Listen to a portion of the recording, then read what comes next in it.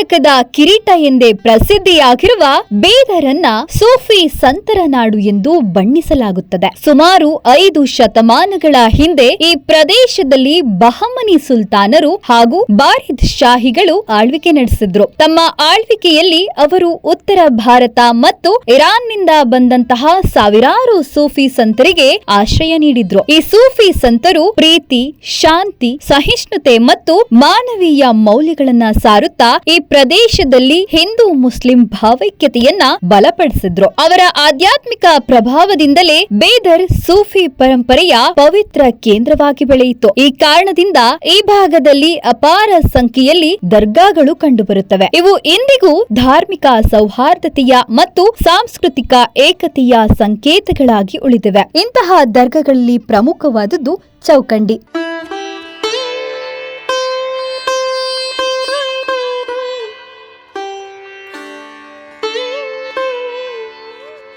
ಬೀದರ್ ನಗರದಿಂದ ಸುಮಾರು 4 ಕಿಲೋಮೀಟರ್ ದೂರದಲ್ಲಿರುವ ಅಷ್ಟೂರು ಗ್ರಾಮದಲ್ಲಿ ಹಜರತ್ ಶಾ ಖಲೀಲುಲ್ಲಾ ಕಿರ್ಮಾನಿ ದರ್ಗಾ ಇದೆ. ಈ ದರ್ಗವನ್ನ ಈ ಭಾಗದ ಜನ ಚೌಕಂಡಿ ಎಂದೇ ಕರೆಯುತ್ತಾರೆ. ಚೌಕಂಡಿ ಎಂದರೆ 4 ಅಂತಸ್ತಿನ ಕಟ್ಟಡ ಎಂಬರ್ಥ. ಆದರೆ ವಾಸ್ತವವಾಗಿ ಇದು 2 ಅಂತಸ್ತಿನ ಸ್ಮಾರಕ. ಎತ್ತರದ ವೇದಿಕೆಯ ಮೇಲೆ ನಿರ್ಮಾಣಗೊಂಡಿರುವುದರಿಂದ 4 ಅಂತಸ್ತಿನಂತೆ ಕಾಣುತ್ತದೆ. ಇದರಿಂದಲೇ ಚೌಕಂಡಿ ಹೆಸರು ಪ್ರಸಿದ್ಧಿಯಾಯಿತು. ಇದು ಇಂಡೋ ಇಸ್ಲಾಮಿಕ್ ವಾಸ್ತು ಶೈಲಿಯ ಅತ್ಯಂತ ಸುಂದರ ಉದಾಹರಣೆಯಾಗಿದೆ.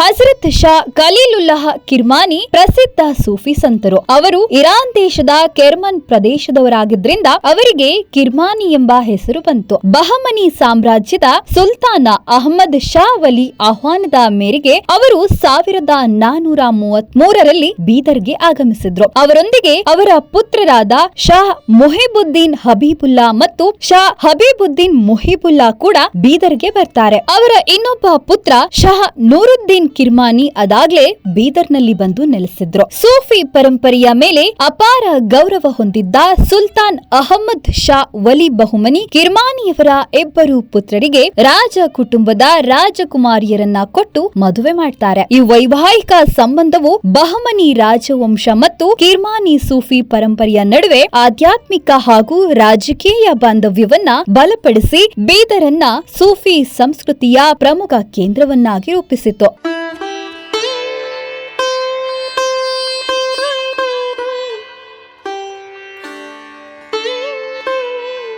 ಬೀದರ್ ಪ್ರದೇಶಕ್ಕೆ ಬಂದ ನಂತರ ಖಲೀಲುಲ್ಲಾಹ್ ಕಿರ್ಮಾನಿಯವರು ಕೇವಲ ಧಾರ್ಮಿಕ ಉಪದೇಶಗಳನ್ನ ಮಾತ್ರ ನೀಡಲಿಲ್ಲ. ಅವರು ಜನರ ಜೀವನದೊಂದಿಗೆ ಬೆರೆತು ಬದುಕಿದರು. ಅವರ ಬೋಧನೆಗಳು ತುಂಬಾ ಸರಳವಾಗಿದ್ವು, ಆದರೆ ಆಳವಾದ ಅರ್ಥವನ್ನ ಹೊಂದಿದ್ವು. ದೇವರನ್ನ ಕಂಡುಕೊಳ್ಳಲು ಕಠಿಣ ವಿಧಿವಿಧಾನಗಳ ಅಗತ್ಯವಿಲ್ಲ. ಶುದ್ಧ ಮನಸ್ಸು, ಪ್ರೀತಿ ಮತ್ತು ನಿಷ್ಠೆಯೇ ಸಾಕು ಎಂದು ಜನರಿಗೆ ತಿಳಿ ಹೇಳಿದ್ರು. ಮಾನವ ಸೇವೆಯೇ ದೇವರ ಸೇವೆ ಎಂದು ಅವರು ಒತ್ತಿ ಹೇಳಿದ್ರು. ಬಡವರಿಗೆ ಸಹಾಯ ಮಾಡುವುದು, ಹಸಿದವರಿಗೆ ಅನ್ನ ನೀಡುವುದು, ಕಷ್ಟದಲ್ಲಿದ್ದವರಿಗೆ ಧೈರ್ಯ ನೀಡುವುದು ಇವುಗಳೇ ನಿಜವಾದ ಪೂಜೆ ಎಂದು ಅವರು ಬೋಧಿಸಿದರು. ಈ ಕಾರಣದಿಂದಲೇ ಸಾಮಾನ್ಯ ಜನರು ಅವರತ್ತ ಆಕರ್ಷಿತರಾದರು. ಇನ್ನೊಂದು ಪ್ರಮುಖ ಅಂಶ ಎಂದರೆ ಅವರ ಸಹಿಷ್ಣುತೆ. ಅವರು ಯಾವ ಧರ್ಮವನ್ನು ಕೂಡ ಭೇದ ಮಾಡ್ತಾ ಇರಲಿಲ್ಲ. ಹಿಂದೂ, ಮುಸ್ಲಿಂ ಯಾರೇ ಆಗಿರ್ಲಿ ಎಲ್ಲರನ್ನೂ ಸಮಾನವಾಗಿ ನೋಡಿದವರು. ಇದರಿಂದಲೇ ಬೀದರ್ನಲ್ಲಿ ಧಾರ್ಮಿಕ ಸೌಹಾರ್ದತೆ ಹೆಚ್ಚಾಯಿತು. ಅವರ ದರ್ಗಾಗೆ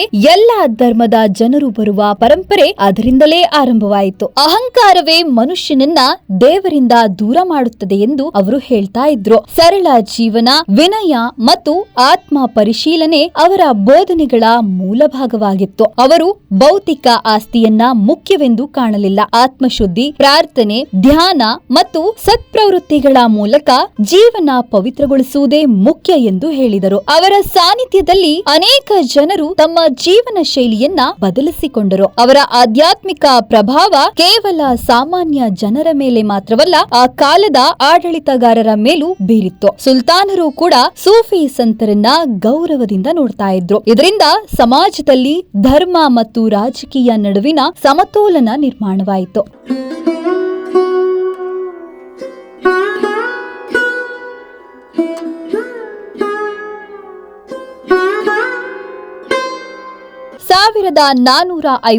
ರಲ್ಲಿ ಹಜರತ್ ಖಲೀಲುಲ್ಲಾಹ್ ಬೀದರ್ನಲ್ಲಿ ವಿಧಿವಶರಾದ್ರು.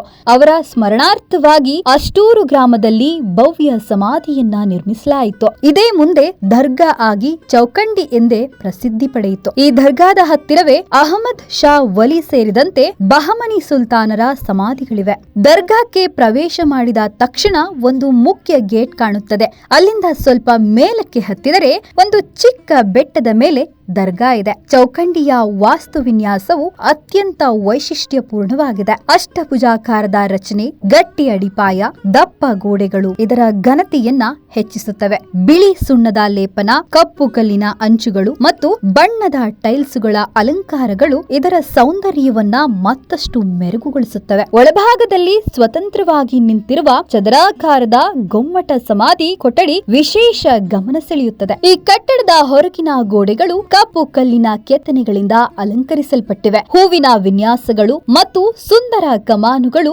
ಬಹಮನಿ ಕಾಲದ ಕಲಾತ್ಮಕ ವೈಭವವನ್ನ ತೋರಿಸುತ್ತವೆ. ಮೇಲ್ಭಾಗದಲ್ಲಿನ ಅಲಂಕಾರಗಳು ಹಾಗೂ ಬಣ್ಣದ ಟೈಲ್ಸ್ಗಳು ಈ ಕಟ್ಟಡಕ್ಕೆ ಅಪರೂಪದ ಸೌಂದರ್ಯವನ್ನ ನೀಡುತ್ತವೆ. ಪ್ರವೇಶ ದ್ವಾರದಲ್ಲಿ ಕುರಾನ್ ವಾಕ್ಯಗಳು ಅಲಂಕರಿಸಲ್ಪಟ್ಟಿವೆ.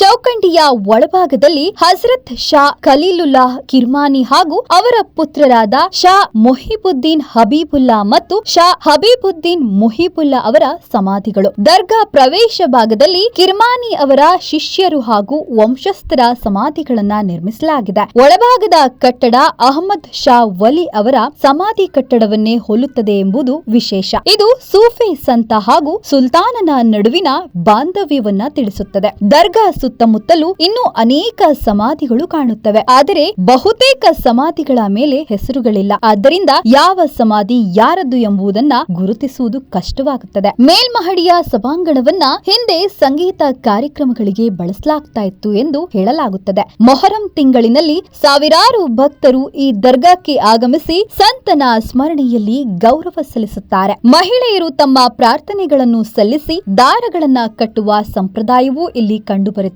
ಈ ಸ್ಥಳವು ಧಾರ್ಮಿಕ ಸೌಹಾರ್ದತೆಯ ಸಂಕೇತವಾಗಿ ಇಂದಿಗೂ ಜೀವಂತವಾಗಿದೆ. ಕೆಲವು ಭಾಗಗಳು ಶಿಥಿಲಗೊಂಡಿದ್ರೂ ಸುಂದರ ಕ್ಯಾಲಿಗ್ರಫಿ ಮತ್ತು ಅದ್ಭುತ ವಿನ್ಯಾಸಗಳು ಬಹಮನಿ ಸಾಮ್ರಾಜ್ಯದ ಸುವರ್ಣ ಯುಗವನ್ನ ನೆನಪಿಸುತ್ತವೆ. ಇತಿಹಾಸ, ವಾಸ್ತುಶಿಲ್ಪ ಮತ್ತು ಆಧ್ಯಾತ್ಮಿಕತೆಯನ್ನ ಒಂದೇ ವೇದಿಕೆಯಲ್ಲಿ ಅನುಭವಿಸಲು ಬಯಸುವವರಿಗೆ ಬೀದರ್ನ ಚೌಕಂಡಿ ಅಮೂಲ್ಯ ಪರಂಪರೆಯಾಗಿದೆ. ನೀವು ಬೀದರ್ಗೆ ಭೇಟಿ ನೀಡಿದ್ರೆ ಈ ಪವಿತ್ರ ಕ್ಷೇತ್ರಕ್ಕೆ ಒಮ್ಮೆ ಭೇಟಿ ನೀಡೋದನ್ನ ಮರಿಬೇಡಿ. ಈ ವಿಡಿಯೋ ಇಷ್ಟ ಆದ್ರೆ ನಿಮ್ಮ ಸ್ನೇಹಿತರೊಂದಿಗೆ ಮರೆಯದೆ ಶೇರ್ ಮಾಡಿ.